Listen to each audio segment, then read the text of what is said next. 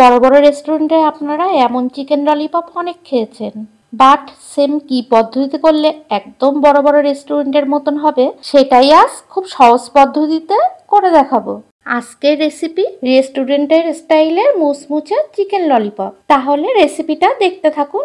রেসিপিটির জন্য আমি দুটো বড় সাইজের চিকেন লেগ পিস নিয়েছি। লেগ পিসটা চাকুর সাহায্যে একটু একটু করে কেটে নিতে হবে। এবার আলাদা একটা পাত্রে জল দিয়ে আমি লেগ পিস দুটো সিদ্ধ করে নেব। সিদ্ধর জন্য আমি দিয়ে দিলাম পরিমাণ মতো লবণ। চিকেনটা খুব ভালোভাবে সিদ্ধ করে নিয়েছি। এইবার মাংসটা হাড়ের থেকে ছাড়িয়ে নেব। আপনারা চেষ্টা করবেন লেগ পিসটা বড় সাইজের নিতে। মাংসটা হাড় থেকে আলাদা করা হয়ে গেছে। এইবার চিকেনের হাড় দুটো আমি আলাদা সরিয়ে রাখবো।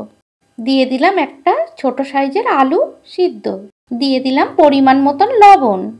এইবার দিয়ে দিলাম জিরে, ধনে, এলাচ, লবঙ্গ, জয়ফল, জয়ত্রী, গোলমরিচ সবকিছু শুকনো খোলায় ভেজে গুঁড়ো করে দিয়েছি।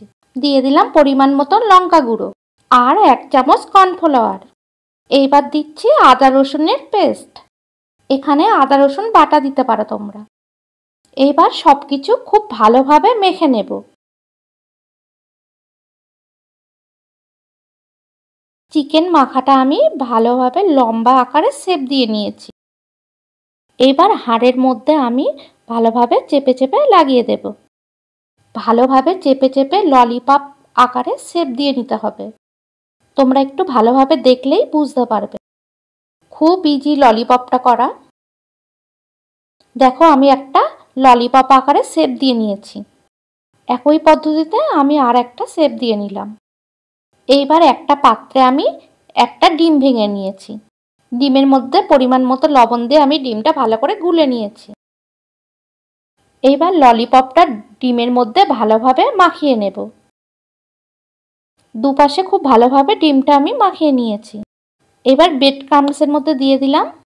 ব্রেড ক্রাম্বটা শুকনো হাতে মাখাতে হবে। ভালো করে চেপে চেপে মাখিয়ে নেব। আমি ব্রেড ক্রাম্বটা একবার মাখাচ্ছি। তোমরা চাইলে এটা দুবার মাখাতে পারো।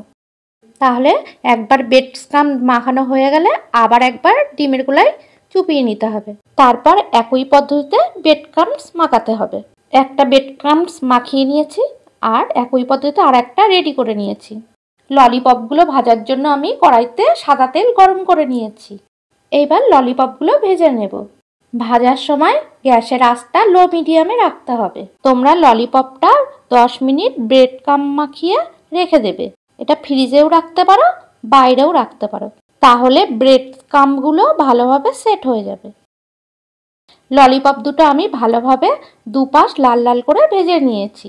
ভাজতে কিন্তু খুব একটা বেশি সময় লাগে না, সাথে সাথেই ভাজা হয়ে যায়। একটা ললিপপ ভেজে তুলে নিচ্ছি। এবার একই তেলে আর একটা ভেজে নেব। ললিপপটা ভাজতে গেলে কিন্তু তেলটা একটু বেশিই লাগে। আপনারা চেষ্টা করবেন একটু ডুবো তেলে ভাজার। আমি দুটো লেগ পিস দিয়ে আমি দুটো চিকেন ললিপপ বানিয়েছি। তাহলে বন্ধুরা দেখে নিলেন কত সহজেই বাড়িতে চিকেন ললিপপ বানানো যায়। রেসিপিটা অবশ্যই বাড়িতে ট্রাই করবেন। আপনারা এতক্ষণ দেখছিলেন পিয়ার রান্নাবাটি আর আমি আপনাদের সাথে পিয়া।